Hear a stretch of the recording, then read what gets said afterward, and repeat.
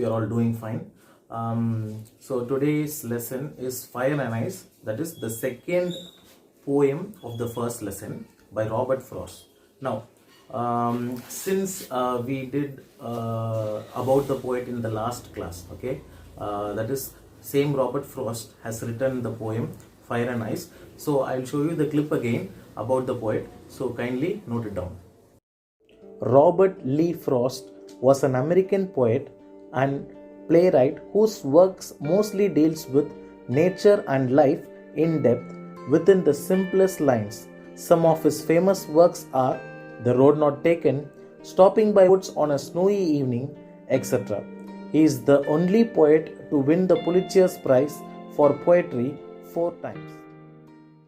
So, this poem Fire and Ice written by Robert Frost was published in 1920, one of the famous poems of Robert Frost, and the theme of the poem is end of the world. Okay, end of the world through ice or fire, and comparing, okay, he's comparing fire and ice, the destruction through fire and ice with self-destructive human emotions like desire and hatred. Okay, so he's comparing fire and ice with desire and hatred in this poem. It's a very short poem, 2-stanza poem, and we will go on further while discussing about it. I'll show the poetic lines on the screen so that you can follow. It will be convenient for you to follow.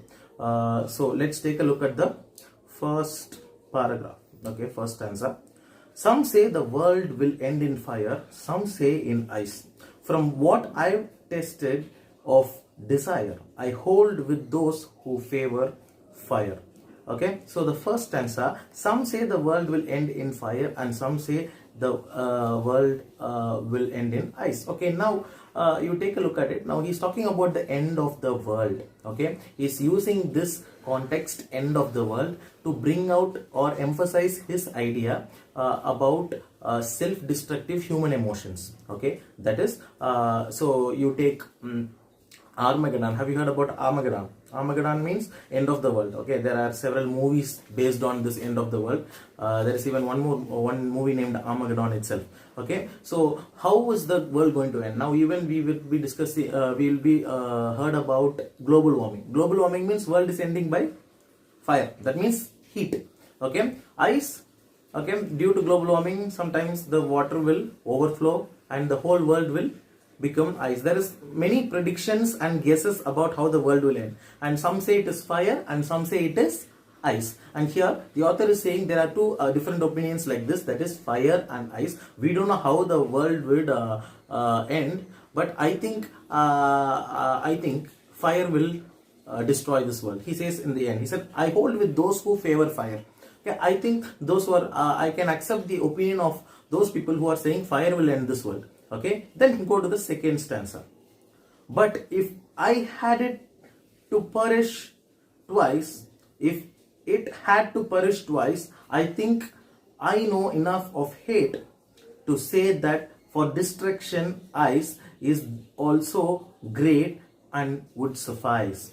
Now he's saying, but if I had to perish twice, okay, maybe if it's going to destroy again after fire, then I think ice will also destroy it. He said after fire, ice. Okay, just like global warming, like after heat, ice. Okay, now he's saying if the world is going to die twice, okay, another context, if the world is going to be destroyed twice, ice is also a better option, an element that will destroy this world, he says. And says, he's continuing the argument, I think I know enough of hate to say that for destruction, ice. Now, he is comparing in the first stanza, he says, from what I've tasted of desire. Okay, first stanza, third line, he says, if what I've tasted of desire. Then in the second stanza, he says, I think I know enough of hate.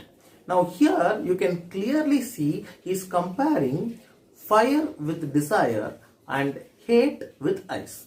Okay, and he is saying a clear theme of the poem. He says that how fire and ice has the capacity to destroy the world, same way this hatred and desire, just like fire, desire is inside our heart burning, right? You all will know, like if you have a desire, it is burning like fire.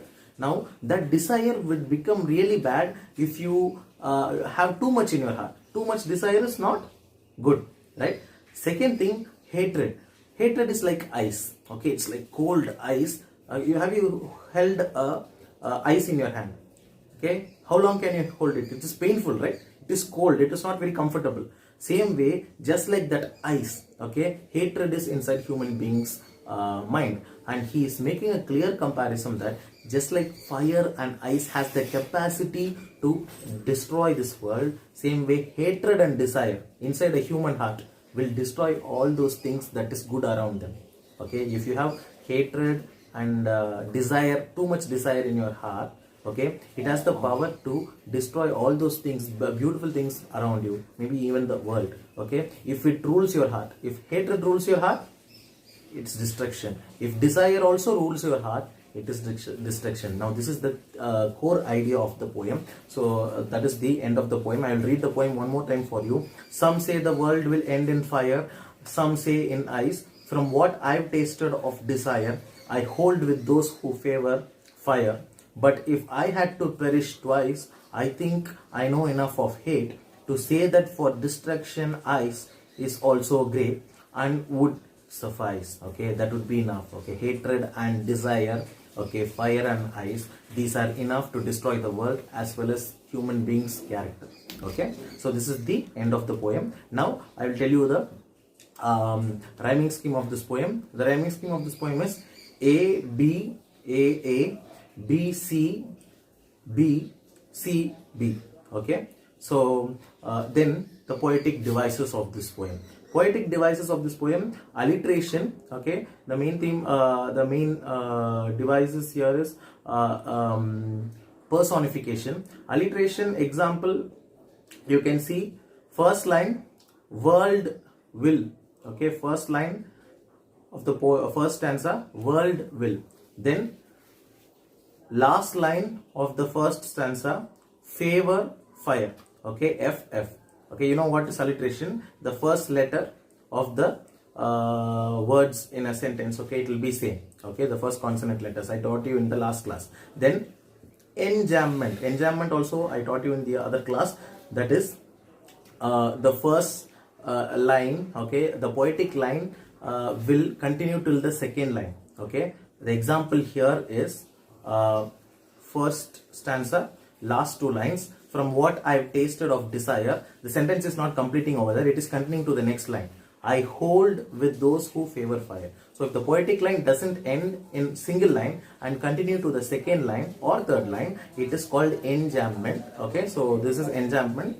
From what I've tasted of desire, I hold with those who favor fire. Then, okay, the personification, important poetic device used here. You would get confused that the author is only making comparison. So according to our definition, okay, comparison means metaphor. Okay, but here it is not metaphor, it is personification, because here fire and ice are instilled to human qualities, hatred and desire. So when I told you, when an inanimate object is given human qualities, it is called as personification. So here it is personification. Fire and ice are given human qualities, that is hatred and desire. So here it is personification. So children, that's the end of it. And do revise this poem one more time. And the notes for the last class, okay, that is dust of snow. The question and answers, the questions behind, right, this is given here in this textbook. The answers for it, okay, I'll attach along with the end of this video. And the questions for fire and ice also, okay, the answers for this, think about the poem. This is all, this one also I will attach along with this video, so kindly pass and note it down. And the summary of the fire and ice poem will also be attached, so kindly go through it and study it, children. So don't waste your time, children. Revise, keep on revising, do the assigned work regularly, so that you don't have to stagnate the work and stuff everything before the examination. Okay, so whenever you find the time, please do make use of the time, students. So children, we'll meet in the next video. Stay home, stay safe, bye.